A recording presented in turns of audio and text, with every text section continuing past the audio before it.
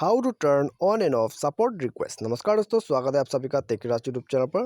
तो दोस्तों, आज के इस वीडियो में मैं आपको बताऊंगा कि आप कैसे इंस्टाग्राम पर सपोर्ट रिक्वेस्ट के ऑप्शन को ऑन और ऑफ कर सकते हैं। ठीक है, तो जानने के लिए वीडियो को यहाँ में लास्ट तक जरूर देख लीजिएगा।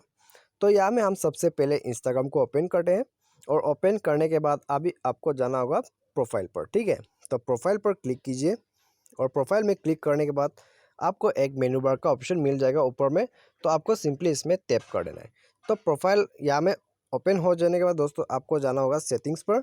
तो सेटिंग्स में जाने के बाद आप यहाँ में देख सकते हैं नोटिफिकेशंस। ठीक है, तो यहाँ में नोटिफिकेशंस पर आपको क्लिक कर देना है।